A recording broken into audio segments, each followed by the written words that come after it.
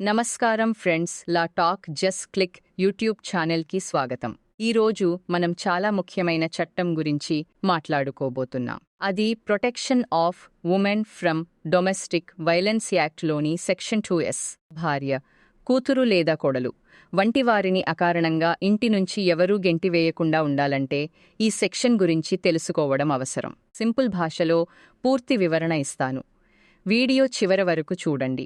ముందుగా shared house hold అంటే ఏమిటి? చట్టం ప్రకారం అగ్రీవ్డ్ పర్సన్ అంటే బాధితురాలు, సాధారణంగా భార్య లేదా కోడలు, ఎక్కడ ఉంటుందో లేదా ఏదైనా ఒక సమయంలో ఉన్నదో ఆ ఇల్లు షేర్డ్ హౌస్ హోల్డ్ అవుతుంది. Either singly or along with the respondent అంటే ఆమె ఒంటరిగా ఉన్నా సరే, రెస్పాండెంట్తో కలిసి ఉన్నా సరే ఆ ఇల్లు షేర్డ్ హౌస్ హోల్డ్ అవుతుంది. ఇంకా ముఖ్య విషయం ఏమంటే ఈ ఇల్లు ఎవరి పేరు మీద ఉన్నా సరే షేర్డ్ హౌస్ హోల్డ్ అవుతుంది. భర్త అండ్ భార్య ఇద్దరి పేరు మీద జాయింట్గా ఉన్నా, భర్త ఒక్కడి పేరు మీద ఉన్నా, భార్య ఒక్కదాని పేరు మీద ఉన్నా, ఇంకా ఏదైనా హక్కు, ఇంట్రెస్ట్, ఈక్విటీ ఉన్నా సరే, మరియు ఇది జాయింట్ ఫ్యామిలీ ఇల్లు అయినా సరే, రెస్పాండెంట్ ఆ జాయింట్ ఫ్యామిలీలో సభ్యుడైతే ఆ ఇల్లు కూడా షేర్డ్ హౌస్ హోల్డ్గా పరిగణించబడుతుంది. రెస్పాండెంట్కి లేదా అగ్రీవ్డ్ పర్సన్కి ఆ ఇంటిలో ఎలాంటి హక్కు లేకపోయినా సరే, సింపుల్గా చెప్పాలంటే ఆమె ఒక్కసారి ఆ ఇంట్లో నివసించి ఉంటే ఆ ఇల్లు ఆమెకి షేర్డ్ హౌస్ హోల్డ్ అవుతుంది. ఆమెను అకారణంగా బయటికి తరిమేయడం అంత సులభం కాదు.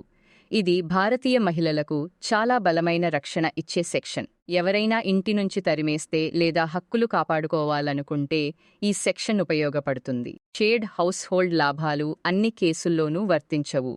కొన్ని సందర్భాల్లో ఈ సెక్షన్ కింద రక్షణ లభించదు.